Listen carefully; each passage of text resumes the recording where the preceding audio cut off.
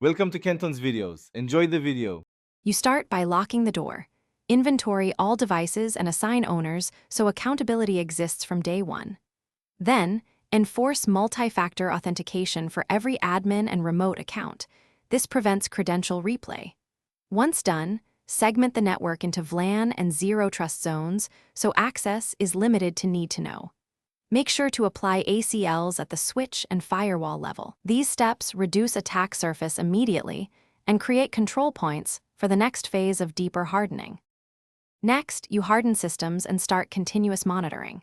Patch on a weekly cadence for critical flaws and keep a tested rollback plan. This mitigates zero-day exposure. Deploy endpoint detection, network detection, and a SIEM, then tune rules so alerts are actionable. Make sure to harden configurations by disabling unused services, removing default accounts, and enforcing least privilege for users and processes. Once these are in place, your visibility and resilience increase, allowing you to detect and contain incidents faster. Finally, you prepare to recover and validate defenses.